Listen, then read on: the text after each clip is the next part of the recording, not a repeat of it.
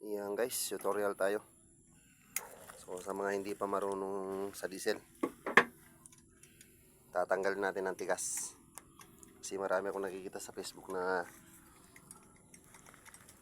may mga bangka hirap humiklas sa diesel. I-adjust natin ang kanyang rocker arms. Sabi nila kapag ay binawasan daw ang pressure, mababawasan ng lakas.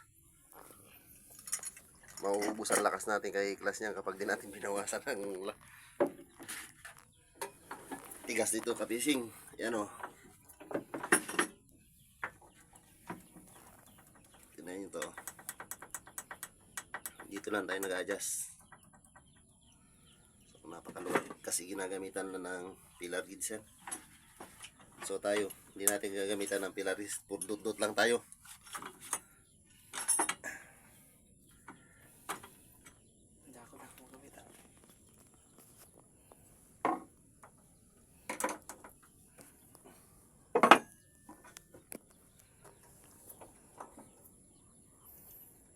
Ito kahit i-adjust natin to, hindi pa rin magbabago ang lakas nito.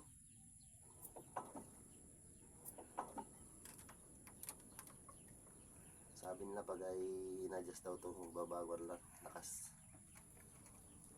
Pag matanda na tayo, tayo ang magbabago ang lakas, di natin to kaya panda rin.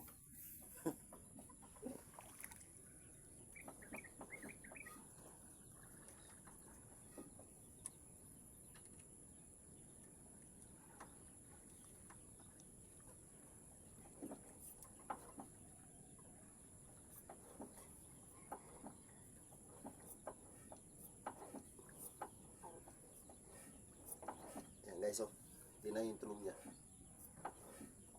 Pag ganyan ang tunog niya, sumisinga na malambot na yan. Ganyan lang kasimple na pag-adjust ng diesel.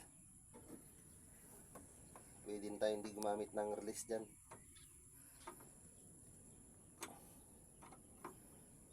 Testingin natin guys ang kanyang andar. Maganda ba pati minor niya, kasi dyan natatiming din dyan ng minor guys.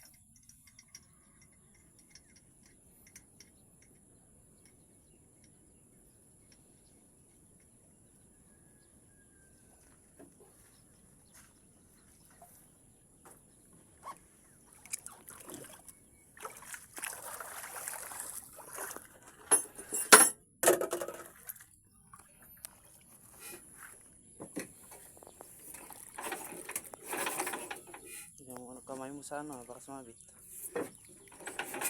Talas yan. Silingador nga ni balik. Wala na bang mas maliit pa rin yung tamsik?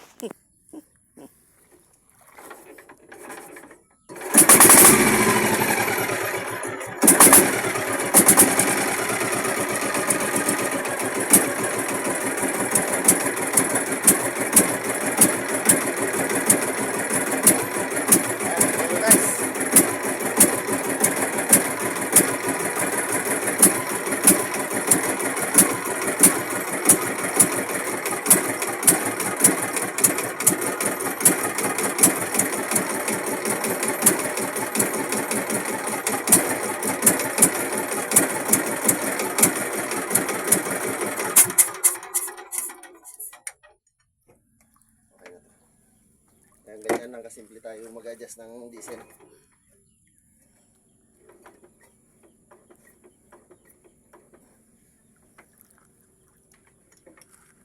Sikapin na natin kung okay na.